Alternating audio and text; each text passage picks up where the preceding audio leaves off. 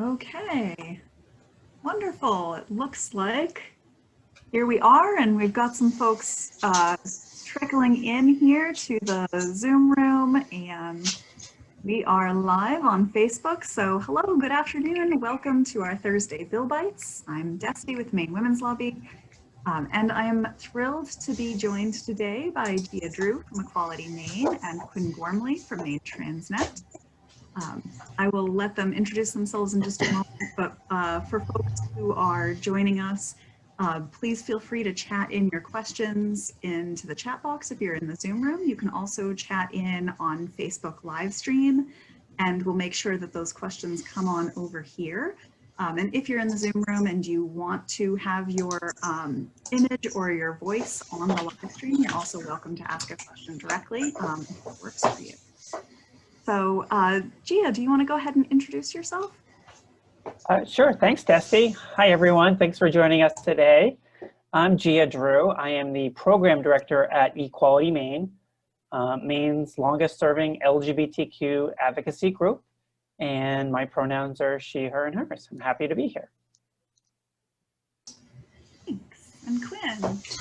Good afternoon, everyone. My name is Quinn Gormley. I use she, her, and her pronouns, and I am the executive director of the Maine Transgender Network, and we are Maine's sole transgender community organization. And thank you for the invite as well. Well, we're so happy to have you here, and I was remiss in not mentioning my pronouns. I use she, her, and hers, so thanks for the reminder. So let's talk a little bit. Let's start on LD 926. So which of you want to give us a little rundown on what that bill is? What's that, Quinn? You pointing at me or are you pointing at Desti? Definitely you. We're pointing at you, Gia. Okay, well, there is a bill that has been printed and is public that was introduced this year in the legislature. It's LD 926. If you want to go look it up, go look it up. I will give you a warning if you want to look it up. A lot of bills go through a lot of changes in the process, and so the bill you will read, if you look it up, it's probably going to change over time. So the basics of this bill would prohibit transgender girls, young women from participating in sports and extracurricular activities at the elementary, middle school, high school, and collegiate level here in the state of Maine. And additionally, if someone is prohibited from participating and they want to challenge that, they would have to go through some really invasive medical examinations.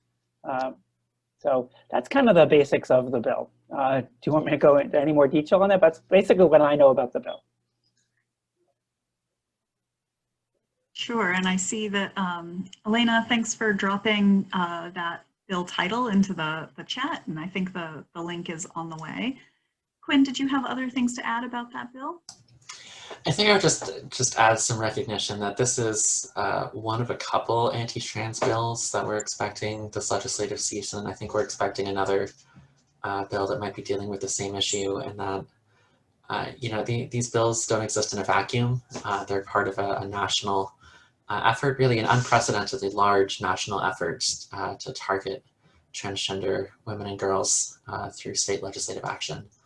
So I think I've honestly lost count of how many of them there are across the country. It was more than 25 last I saw that are attempting to do to similarly ban trans girls from being able to enjoy their childhoods and make friends while learning and growing as part of a sports team. So luckily, only a couple of these have become law so far, and we're I think, feeling pretty good about our chances of defending against it here in Maine, but certainly the damage is being done in other parts of the country, and we're concerned about that as well.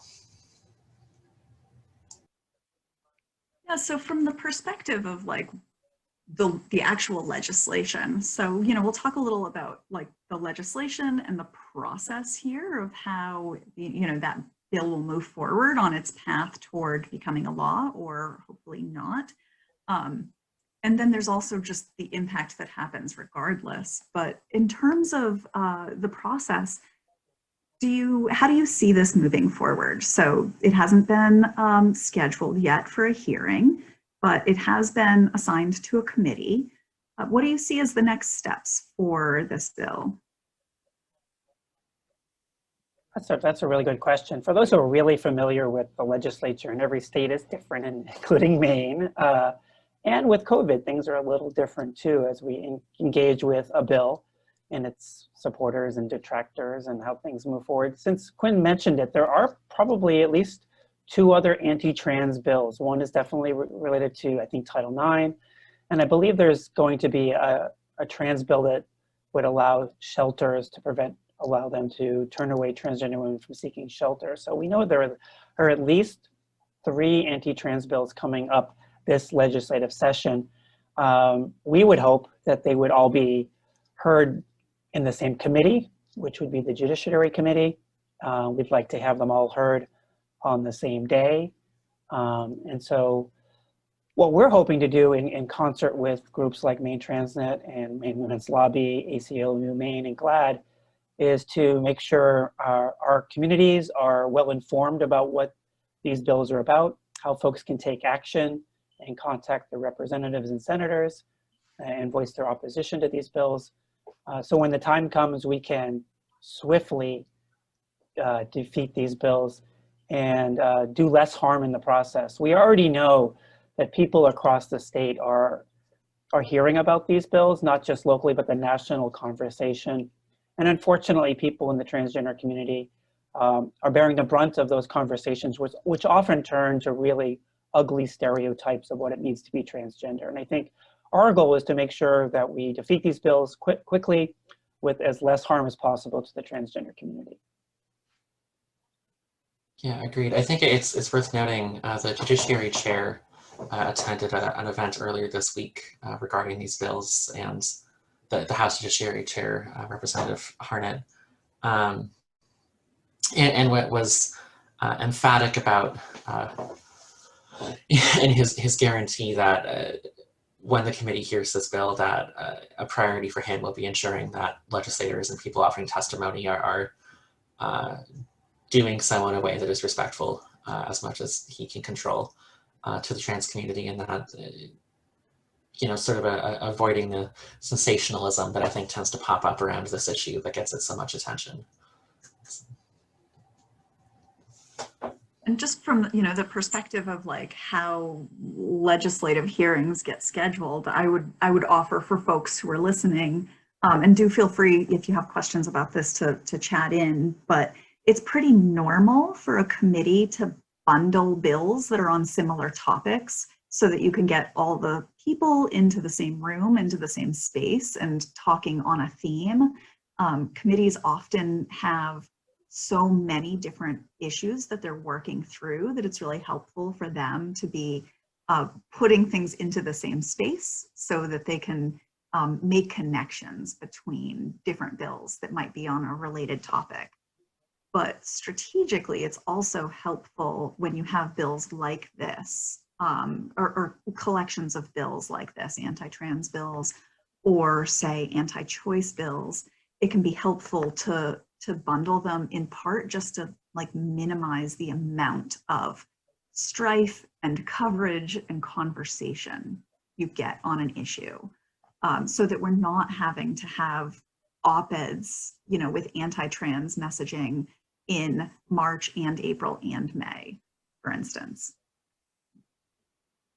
I think some of the calculus that we've had with how we're responding to these bills has a lot, is as much about sort of the cultural response to this subject matter as it is to actually defeating the legislation itself.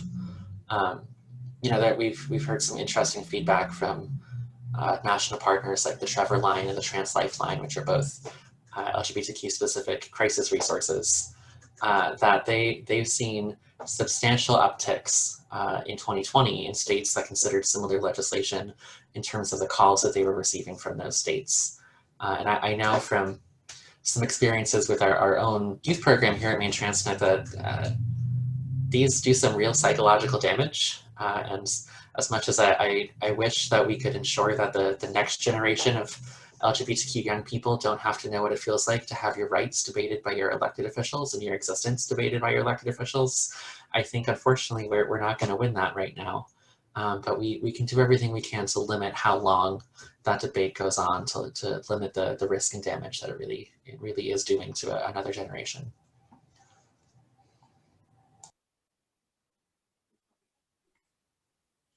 Yeah, I think that's one of the things I guess I want to touch on from the perspective of, you know, what it means to be having these conversations in public, and especially around children. I think, you know, I am personally obviously bothered by the implications around sort of policing people's gender, and all of the harm that comes with that. But doing it in the context of kids is part of what I find so, you know, just tragic and harmful with this collection of bills, or these, you know, sports bills in particular.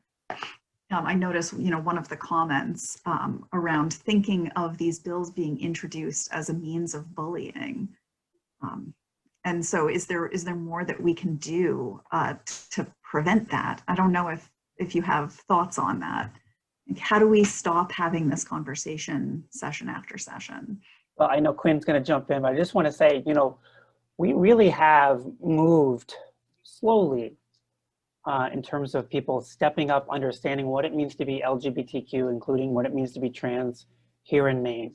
And because Mainers have consistently voted for candidates that are pro-equality, pro-LGBTQ in the last, you know, 2 decades, 3 decades, we're better suited to fight off these dangerous bills, right? And I think that is really important to recognize. Just a few years ago, when we had a different governor, it was a different story. It took several tries to get conversion therapy banned here in the state of Maine because of the governor. It passed through the House and the Senate, which was, you know, had a lot of Republican support, but the governor vetoed that.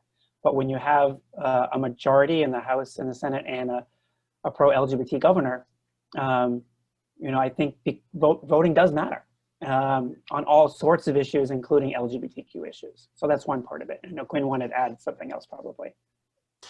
No, I think that's a really good point, is the more soundly we defeat these, the less likely they are to keep coming back. And the best way we can ensure that we defeat them is by making sure that we're asking our candidates their opinions on LGBTQ issues and getting really quite granular about that at times. It's not enough to say that someone is pro-gay or pro-trans. That doesn't always predict how they're going to vote on specific issues. You know, I think from sort of a 30,000-foot perspective, I think it's a fairly classic move by the right to pick and sensationalize an LGBTQ issue before a critical midterm election. And so I'm expecting that we're going to see this issue front and center over the next couple of years as we get ready for the 2022 elections. And you know, the way we fight back against that is we have to not give in to their sort of obsession over these issues, because they're disingenuous to begin with. They're not putting this forward because there's some critical issue that has to be fixed here. They're putting it forward because it's an effective wedge issue. And we have to make sure that we're not ceding ground and not responding in ways that just get them more attention. So. That is such a great point, Quinn. I'm glad you brought that up. This is a very strategic move on the opposition side, and this has been well planned out across the country as a way to, you know, wedge something between communities, to pit women against women even on these bills specifically, and they know that. They really know that there really hasn't been a deep conversation around transgender girls in sports, because we really haven't, you know, had a real need for it, because transgender people are participating in sports for decades and there really hasn't been a significant issue, but they realize that there is a wedge here, and I think they're using that. I doing work around sexual violence for many years. You often get sort of shopped around from national organizations like, hey, we have this model bill. And, you know, the first question that we always asked was, okay, great. but is it a problem in Maine? Because that feels really important. You know, putting aside all of the other, you know, obvious implications of this bill, but like, is it a problem here? Is anyone, are we hearing about any actual Mainers who feel that they're being affected or disenfranchised, or that their experience is somehow related to this issue? And from what I'm hearing, like, that's just simply not the case.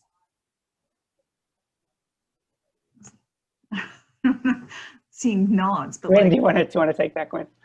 Sure. I think, you know, I haven't had a chance to speak to these bill sponsors directly, but what we've seen pretty consistently in the states that have already considered their sports ban bills is our opposition on this can't name a local instance of this being a problem when asked. And I imagine that is the same case here in Maine, because it just isn't a problem. Because as Gia said, trans people have been participating in these events and in sports for decades. And the overwhelming majority of trans athletes are really normal. You know, we're not hiding some secret Olympic team behind the pride flag. I think that's one of the things that, you know, from an organization that, you know, has women in the title, and this is really about women's sports, or, you know, the connection to women's sports. Just like really thinking about, we are talking about kids for the most part. I mean, also young people, because this covers collegiate level athletics, but, you know, virtually everyone who ever engages in school sports is doing it for a good time. And everyone, you know, gets the opportunity to like have a good time, to engage in a team, to, you know, maximize what their body is capable of doing. Like, and whether there's competition in any given, you know, weekend doesn't mean that folks are going on to, you know, to the Olympics. And even the Olympics have figured out, for the most part, like how to manage this situation. So I feel that our principals and superintendents and coaches are like perfectly capable of attending to whatever the needs are in their own communities around this. That's such a great point. I was a high school coach and middle school coach for many years before getting into this work. And you know, it was track and field. And the vast majority of our kids were just there to hang out with their friends and really be part of something. You know, very few were there to like compete and win or whatever that meant to them. It really was being part of something bigger, you know, learning about sportsmanship and you know, that sense of teamwork and being silly on the school bus on the way back from an event or something. And so I think that's getting lost in this conversation. Well, and I think it's also just important to note how critical those opportunities are to trans youth specifically. I mean, data from the Maine Integrated Youth Health Survey shows that trans students are twice as likely to be bullied in their school. They're 3 times as likely to skip school because they don't feel safe. And they're among the populations least likely to report feeling like the adults in their life care about them. You know, that opportunity for those social and developmental you know, growth opportunities, you know, to make friends, to build a positive relationship with a coach are critical to all youth, but they become life-saving protective factors when we start talking about a population with such common struggles with mental health and belonging.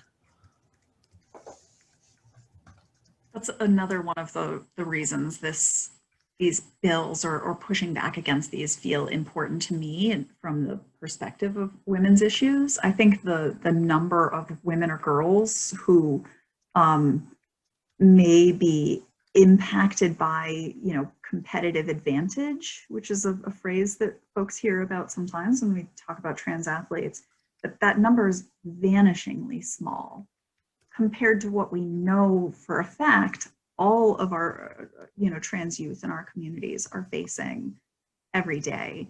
And those are really real experiences that, you know, 50% or more of trans youth are experiencing harassment and violence and bullying. And so I'm a lot more concerned about caring for their well-being than the 0.001%.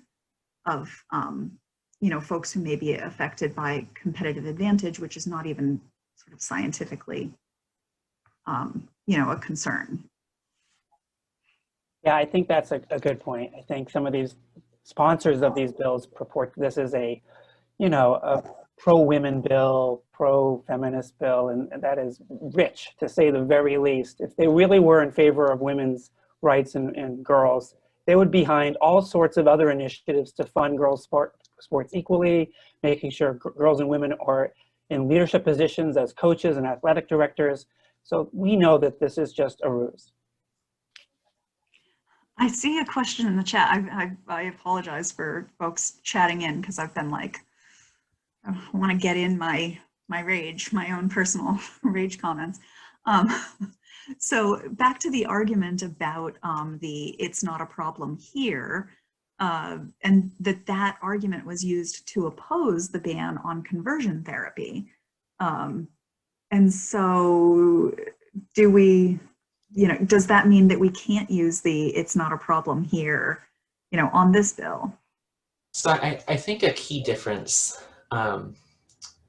between you know, us identifying that's not a problem versus what we were looking at with conversion therapy is with conversion therapy, a challenge we had was you know, data wasn't collected on the practitioners using it. And so it's difficult to say how many of them there were in the state of Maine. But what we do have clear data on is how many LGBTQ people, in particular trans people in the state of Maine, experienced conversion therapy. And it was improbable to say that they were all shipped out of state to have those experiences. And so, you know, we had strong evidence of an impact on the community of that inappropriate care. Whereas there is no evidence that there being any negative impact in the state of Maine on other athletes from trans inclusion.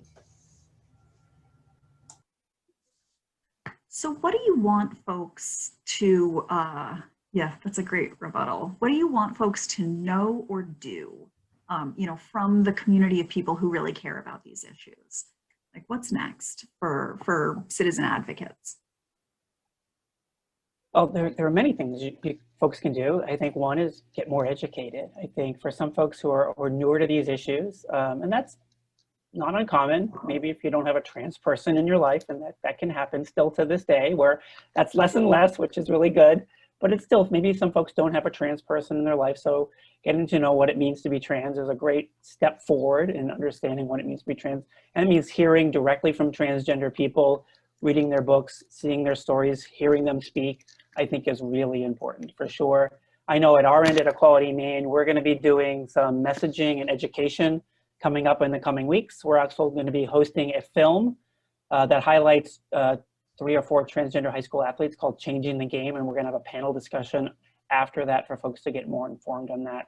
So there are some things folks can do to get more educated on the topic, but I know Quinn probably has some other good examples as well.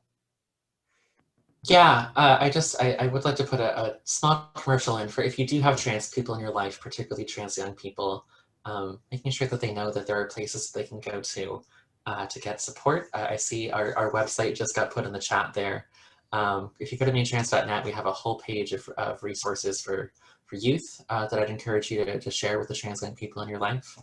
I think also there's some things that I would be conscious about not doing and how we discuss these bills with our coworkers and our neighbors and our family, which is, you know, these bills are really effective as a wedge issue because they play into a stereotype about what it looks like to be a trans girl or a trans woman that is just pervasive in our culture, that you know, trans girls are really just boys in dresses or that we're predators. And, you know, there isn't anything to be won in debating those issues. And if I caution you all against anything, you know, absolutely talk about these bills, talk about the importance of, you know, the opportunity to be part of a team. But there's nothing to be won in conversations about trans people's bodies. And there's nothing to be won in conversations about the science behind this, because I guarantee you it's the person on the other side of that argument isn't interested in listening to actual evidence about that, and all you're going to do is give an opportunity for someone who's transphobic to have a louder a louder speaker, a bigger stage. So just, I would caution people against, sort of accepting the premise behind these bills when they discuss them. That's a really powerful reminder, and I appreciate that. Are there any pro-trans bills or legislation that you want to highlight? I know there's one in particular I have my mind on, but. Well, yeah, I know we're supporting a lot of the Maine Women Lobby bills, and I know Maine Transit has some bills in there, and there's quite a few bills this session. And we achieved a lot in the last session and the session before that, but just today, I think the governor is signing a name change bill that allows minors to update their name change, which is really important for folks, so we like that. There's some specifics around inheritance that we think are really important. There's some bills around juvenile justice that we think are really important as well. But I'm going to turn it over to Quinn and Dusty, because you have some other really exciting bills too. Yeah, I think Dusty just put a link to it in the chat. Maine Transit is excited that we're kind of taking point on our first bill ever this year. An act concerning the rights of certain, to protect the rights of certain incarcerated individuals, which is looking to strengthen protections for trans people who are incarcerated in county and state facilities here in Maine by enumerating some more specific rights about how their gender identity is to be acknowledged and respected in housing and search procedures. Which, if we want to talk about issues in gender segregated activities and facilities where a group of people actually is vulnerable, trans people who are incarcerated experience astronomically high rates of sexual violence from inmates, from guards, and so making sure that they're appropriately protected and not experiencing undue harm in those facilities is going to be a big win for us. So, yeah, I'm excited about that bill. And we are tracking that one and the whole collection of them in our tracking document. I think Elena dropped the link in. We've got about 200 bills that we're tracking and share out on our weekly legislative update. So I invite folks to follow along on these. I think they're really important. Is there anything else that you want to share, Quinn or Gia, before we go? I see we're coming up on our time here.